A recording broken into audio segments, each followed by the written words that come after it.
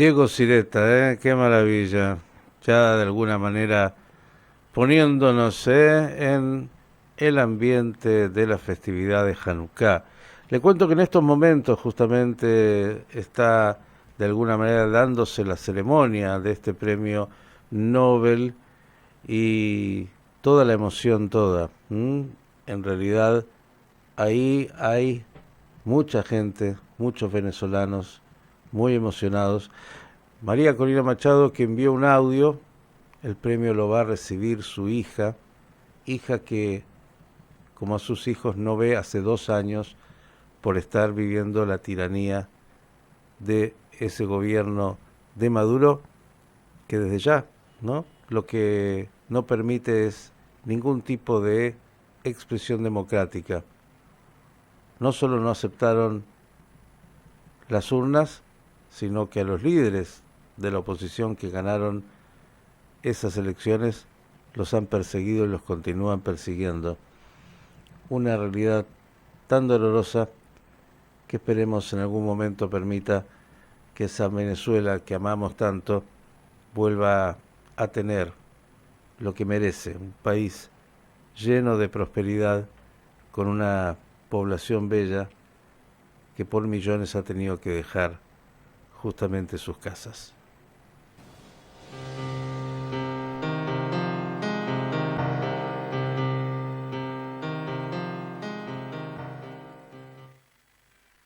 En Pensando las Noticias, los referentes de la realidad, junto a nosotros. Y vamos a volver a Israel porque temas nunca faltan, y sobre todo lo que hace a la lucha por la seguridad de Israel. Le cuento que es, bueno, muy conocido para todos los oyentes de Radio High, y más allá de los oyentes de Radio High, politólogo, que es investigador principal del Instituto Internacional de Lucha contra el Terrorismo e investigador principal en el Instituto de Política y Estrategia, ambos en el Centro Interdisciplinario de Herzliya. ¿De quién le hablo? Del doctor Eli Carmón. Eli, buenas tardes para ti, gracias por estar con nosotros como siempre.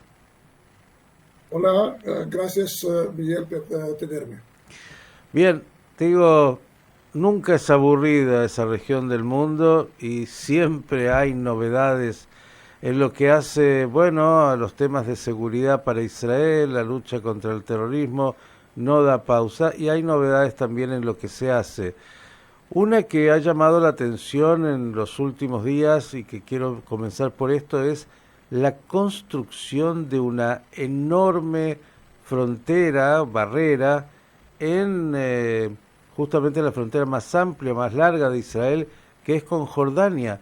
¿A qué se debe, de acuerdo a su entender, esta construcción?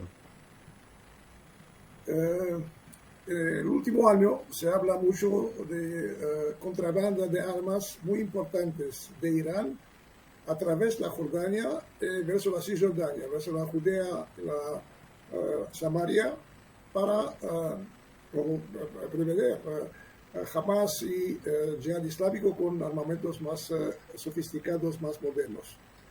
Pero la ironía es que esto es un hecho muy conocido desde 2014, cuando el Ayatollah Khamenei, después de la operación de 2014 contra Gaza, dio el orden, que fue escrito, publicado, que se debe hacer un esfuerzo muy importante para armar a los yihadistas en Judea y Samaria, en Cisjordania.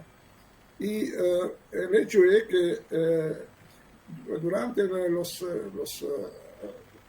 batallas contra el terrorismo en esta región hay 28 batallones durante los últimos años que deben controlar este territorio con la cooperación de algunas fuerzas de seguridad de Palestina, de la autoridad palestina, pero sobre la frontera, la más larga frontera como Jordania, más de 400 kilómetros, había solo un batallón. ¿Cómo se puede defender una frontera tan larga con un batallón?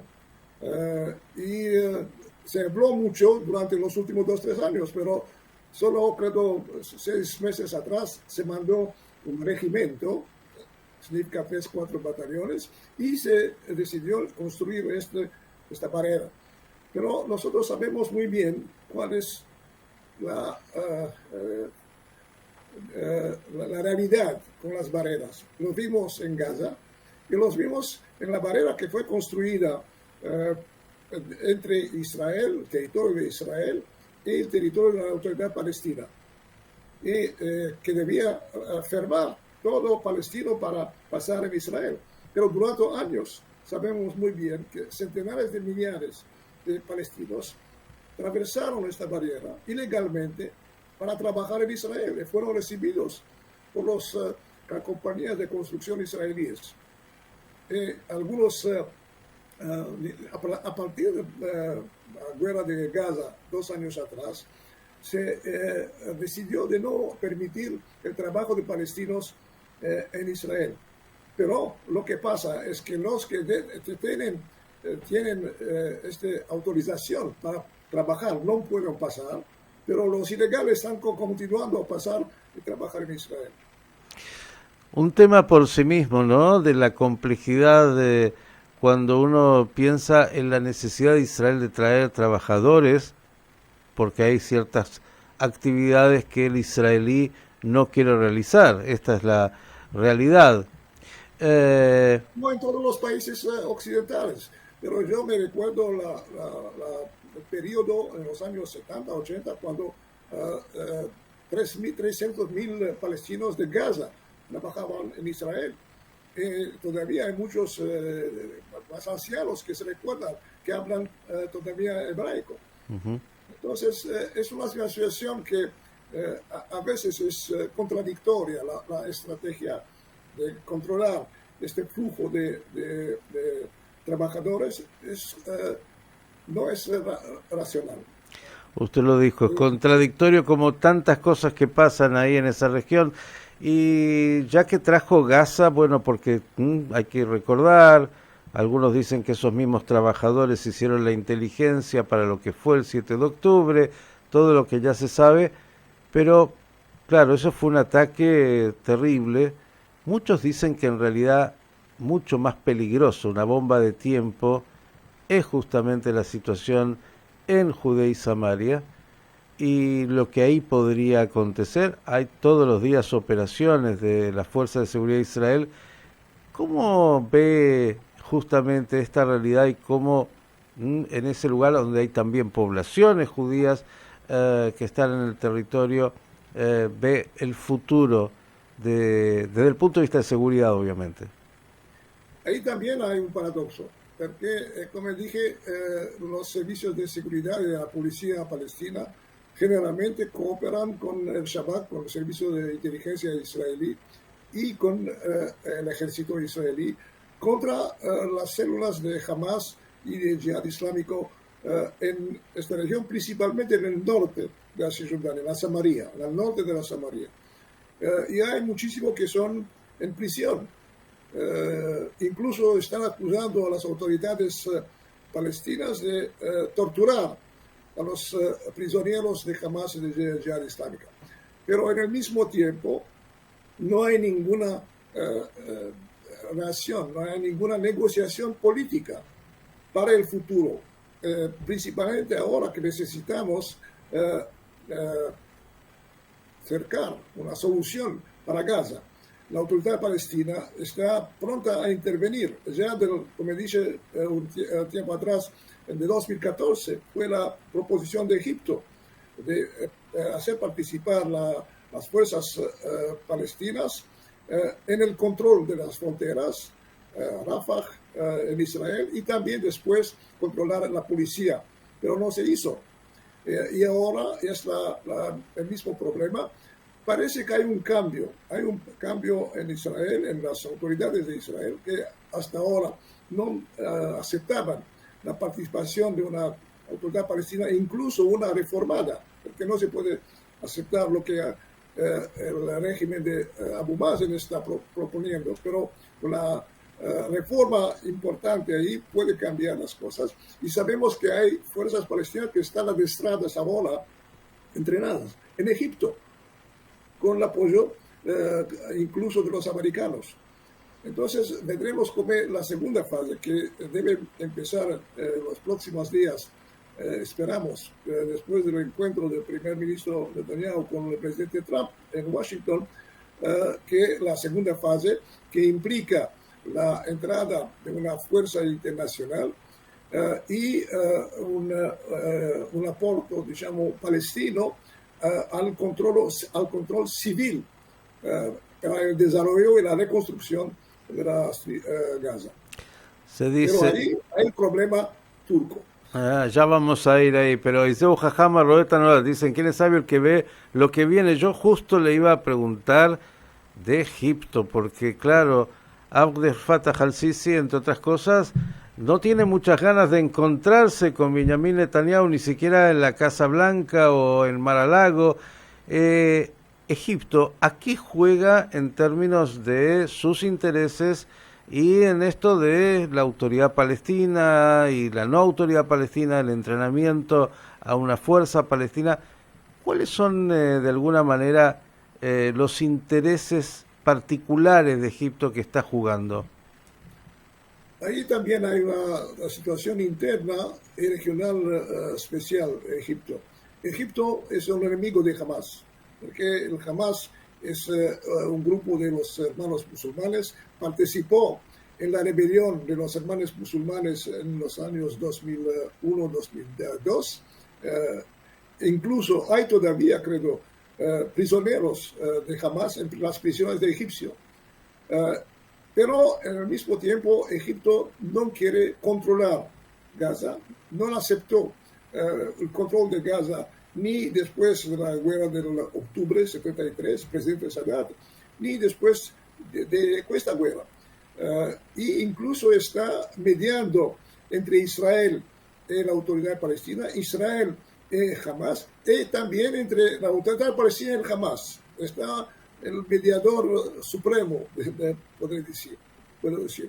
Pero las relaciones egipcias de Egipto con Israel son también difíciles, porque hay una colaboración a nivel estratégico militar. Incluso Israel ayudó al ejército egipcio durante la lucha contra Daesh, contra ISIS en la península de Sinai, donde controlaban gran parte del territorio. Pero en el mismo tiempo no hay una paz cálida al nivel de los pueblos. Los egipcios no permiten a los intelectuales, a los artistas y a los turistas egipcios de venir a Israel, y no le gusta tanto visita de israelíes en Egipto, y también las relaciones diplomáticas son a nivel bajo. Entonces, para avanzar esto, debería haber una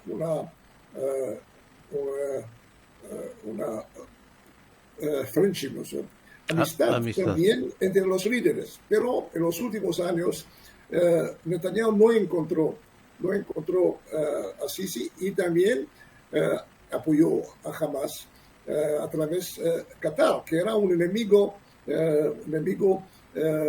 histórico de los militares egipcios, y también Egipto tenía miedo que el plan de Israel es de transferir la población palestina de Gaza verso el Sinai o verso Egipto.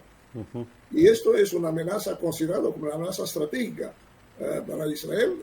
Todas las declaraciones de algunos líderes radicales israelíes, y todavía están, por ejemplo, no quieren la apertura del Rafah, del tránsito de Rafah, porque Israel lo hace solo en una dirección, verso Egipto, y no permite la entrada de Egipto verso Gaza. Esto considerado como una amenaza, un tentativo de provocar el transfer de la población palestina verso Egipto.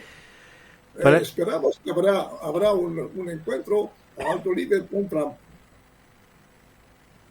Sí, sí, no, yo pensaba, y para el oyente obviamente, cómo en el rompecabezas cada ficha mueve otra y tiene intereses distintos. Usted dijo Egipto y está Qatar y todos los jugadores que cada uno tiene de alguna manera amistad y por otro lado un conflicto con los jugadores y en esta realidad tribal. Le quiero, antes de ir a Turquía, que es obviamente una pieza fundamental, usted es un experto en seguridad y en contraterrorismo. Y la pregunta es, con la fuerza militar, con las fuerzas de seguridad, con el poder que significa esto, ¿es suficiente o se requiere una solución política siempre?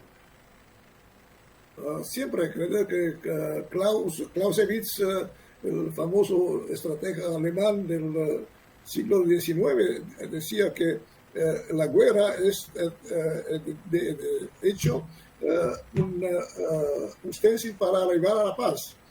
Entonces, sin negociación diplomática a nivel regional e incluso global, no se puede llegar a una solución. Hay intereses, claro que hay intereses contrastantes entre todos los países. Incluso, por ejemplo, que en los últimos meses Qatar está investiendo mucho dinero en Egipto. Por la primera vez tal vez hay una mejora de las relaciones de los dos países enemigos. Esto no es bueno para Israel, porque justamente para Israel el mejor actor regional en la cuestión palestina es Egipto, claro, en la cuestión de Gaza, y no Qatar, que fue involucrado, que fue implicado por tantos años, casi 10 años, más de 10 años, para el financiamiento de Hamas, y que eso tiene en su territorio una gran parte del liderazgo de Hamas y también de otros movimientos de hermanos musulmanes, incluso egipcios. Intereses cruzados y cómo la dinámica de esa región del mundo es tan compleja y siempre lo fue históricamente, ¿no? En este lugar, por eso siempre estaba el foco puesto en este lugar tan particular y pequeño que es Israel, que de alguna manera también es tránsito de continentes y de comercio y más. Hay un jugador que está siempre y cada vez más y ahora tiene una alianza parece con Siria, digo, cómo se mueve todo esto, y es Turquía, y algunos dicen, y usted lo ha dicho alguna vez, Turquía es un peligro existencial para Israel, incluso mayor que Irán. Me gustaría otra vez que nos pueda explicar el por qué. El régimen, no en Turquía en sí, Turquía fue un gran amigo de Israel, fue el primer país musulmán que reconoció a Israel. Hasta 2002, cuando Erdogan llegó al poder, eran en relaciones estratégicas muy estrechas. Y, cambia, todo cambia, se dice aquí, cambia, todo cambia. Podemos recordar, porque la gente se queda con la última foto y hay que ver la película, Irán también era un país que tenía un vínculo estrechísimo con Israel, cómo va cambiando lo que son intereses, amistades y movimientos internos de cada país. Pero Erdogan tiene dos objetivos estratégicos para su país.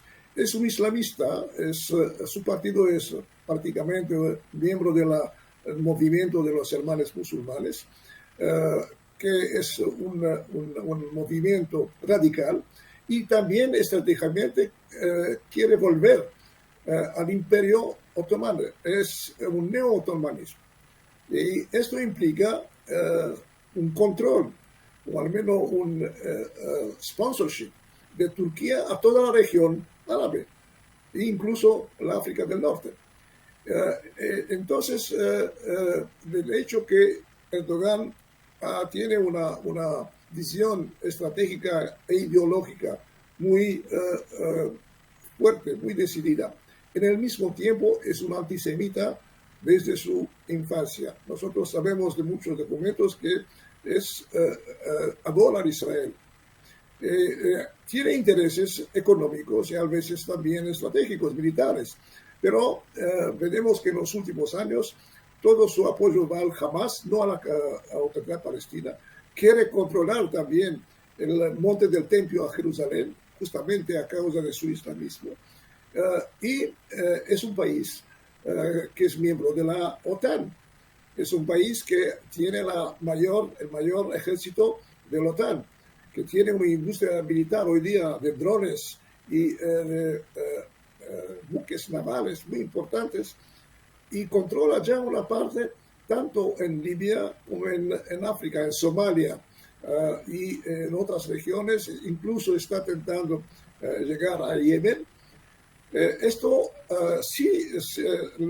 Ellos mandan 2.000 soldados a Gaza, como lo proponen. Ellos dicen los 2.000 soldados son ya prontos para entrar.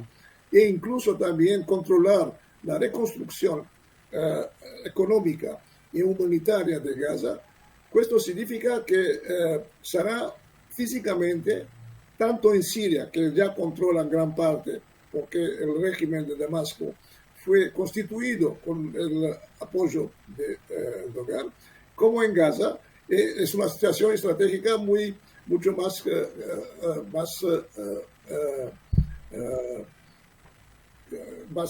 fuerte, sobre una presión física, puede decir, sobre Israel. Y últimamente está muy enojado.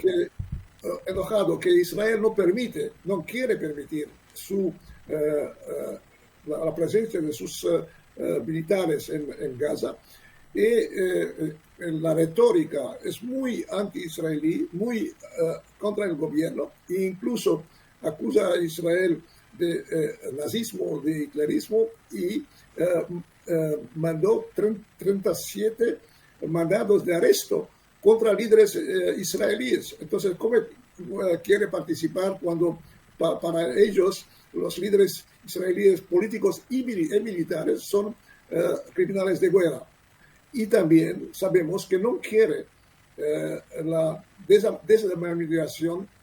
desmilitarización de Hamas. Esto es el gran peligro, que Hamas restará un elemento importante, tanto militar, que fará parte de un gobierno tecnócrata o no tecnócrata en Gaza. Lo que siempre está claro es que nunca es aburrida esa región del mundo y que hay que monitorear y analizar y estar muy atento todo el tiempo a todo. Digo, me imagino que también estarán ahí tratando de ver lo que pasa internamente en cada país y nosotros en Turquía, porque Erdogan, bueno, ya ha tenido, y lo que hace a lo político, ciertas realidades de crisis interna. Hay que ver cuánta posibilidad tiene de seguir siendo el gran líder de Turquía o su partido, porque no es simplemente la figura, ¿no? Y cómo pueda cambiar. Una pequeña paréntesis para mostrar cuánto es complicada la situación. En Yemen, en estos días, hay un gobierno del sur del Yemen que es en el pasado era independiente. Solamente la unión del sur y el norte de Yemen se hizo en 1990. Ahora, el gobierno del sur, una gran parte de las fuerzas del sur, políticas y militares, vuelven a la independencia. Y ahí hay una lucha entre Arabia Saudita y los Emiratos Unidos, que son aliados en todos los otros frentes. Los Emiratos no permitieron que una delegación saudí llegue a Adén o en la ciudad al norte de Hadramaut, donde hay también el petróleo yemenita. Entonces, si hay un conflicto entre dos aliados tan vecinos, no se puede decidir o no se puede evaluar la situación cuando hay tantos intereses contrastantes entre los varios actores en la región. Esto que el doctor Carmón trata de explicarnos es lo que cualquiera debería comprender cuando se habla de los movimientos tectónicos del Medio Oriente y no quedarse con el pequeño tema del conflicto puntual de Israel con Hamas o con, digo, es mucho más complejo, hay más intereses contradictorios, y cómo va cambiando un aliado, el que es amigo hoy, mañana no lo puede ser, y viceversa, nada es permanente en los intereses geopolíticos y en las realidades internas incluso de cada país.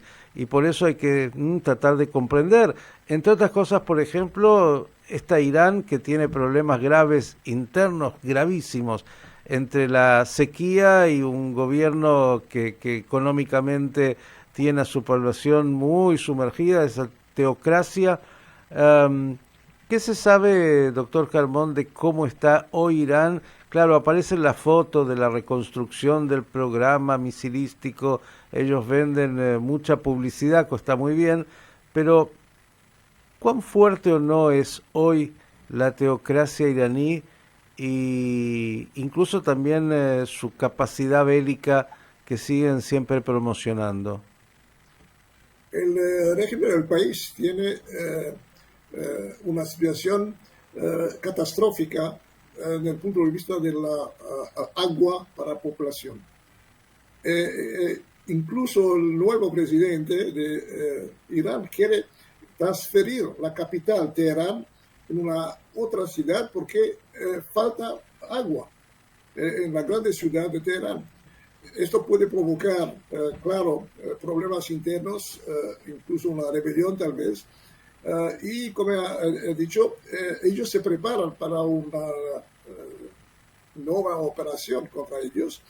Interesante, según las últimas informaciones, el focus en este momento en Irán no es para reconstituir el arsenal nuclear, pero el arsenal balístico, porque esto permite atacar a Israel como lo hicieron 2 veces en el año pasado, pero ellos preparan un arsenal enorme, se habla de 20.000 misiles, reciben algún apoyo de la China, que tiene las máquinas necesarias para producir el combustible de estos misiles, pero es un programa que también está monitorado por Israel, que debe decidir a un cierto momento si se debe hacer una acción o no contra Irán. Yo le cuento a la audiencia que el doctor Carmón habla, yo creo que por lo menos 7, 8 idiomas, y lo hace con esta fluidez que usted... Alguna dificultad. No, yo lo he escuchado ni hablar inglés, pero francés y más italiano. Puede hablar de todo esto y más. Digo, casi la cantidad de idiomas que habla el doctor Carmón es más o menos lo que tiene que hacer en la cantidad de frentes que tienen que analizar Israel para poder, de alguna manera, yo me imagino en el instituto, pensar cuáles son no solo los problemas de hoy, sino proyectar, si es que es posible en este mundo, bueno, cuáles son los escenarios que tendrá Israel en 5 años, en 10 años, si pasa una cosa o pasa otra, y a partir de eso manejar hipótesis. ¿Cuál es, de acuerdo a su entender, y con esto cierro hoy, la hipótesis que debería ser la principal preocupación de Israel en términos de lo que pasa afuera? Dejo los temas internos de las tribus, que parece que en el Medio Oriente Israel ha copiado también eso, países tribales, Israel está lleno de tribus. Digo, ¿cuál es, de acuerdo a esa lectura que están haciendo, la principal preocupación, ya no de mañana, sino en 5 años, si es que uno puede en ese Medio Oriente pensar en esas categorías de mediano tiempo? Creo que el problema estratégico principal de Israel son las relaciones con los Estados Unidos. Por el momento, hay un presidente, el presidente Trump, que está amigo de Israel, que hizo cosas importantes para Israel, por ejemplo, para transferir la embajada americana a Jerusalén y reconocer el control del Golán, y también la guerra contra Irán de 12 días, aunque yo personalmente creo que no debía intervenir, pero el apoyo es muy, muy importante.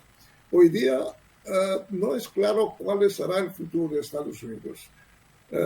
Hay el Partido Republicano y Israel en los últimos años, por la decisión del primer ministro, hubo relaciones principalmente con el Partido Republicano. El presidente Trump decidió también, por ejemplo, que Israel no debe anexar a la Cisjordania, lo que es contrario a la ideología, la estrategia de una parte de este gobierno. Entonces no se puede saber cómo en las relaciones con el establishment, con el gobierno del presidente Trump y con la oposición, que puede volver al poder, por ejemplo, durante las elecciones del año próximo para el Congreso y el Senado. Y es la potencia mundial que siempre, durante los últimos 30 años, a partir de la guerra principalmente de octubre del 73, sostuvo a Israel. Y también hay una cooperación muy estrecha en el cuadro militar y de inteligencia. Rusia y China son enemigos, principalmente China. Hoy día creo que China es más enemiga de Israel que Rusia. Parece que el presidente Putin tiene un sentimiento un poco especial para Israel. Y vimos que él decidió no ayudar a Irán durante la guerra, la guerra de 12 días. Algunas semanas atrás, algunos recercadores rusos que fueron en nuestro instituto caracterizaron a las relaciones entre Rusia e Irán no como una alianza, que nosotros todos hablamos de la alianza de Irán con China, Norte Corea y Rusia, que es un partnership y no una alianza. Y enfatizaron esto, que es diferente. Entonces, por el momento China parece que es más negativa, porque está ayudando, por ejemplo, a los iraníes para reconstruir el arsenal balístico. Y también hay un acuerdo estratégico que permite la inversión de 450 billones de dólares de China en Irán. Después hay las relaciones con Turquía, las relaciones con Egipto, las relaciones con Arabia Saudita, que son muy importantes, pero todo esto es influido en gran parte de las relaciones que habrá entre Israel y Estados Unidos. No nos olvidamos que en Estados Unidos hay una gran parte de la población judía. Veremos que en la ciudad de Nueva York, con una población judía extremadamente importante, hay hoy día un alcalde, ¿se dice?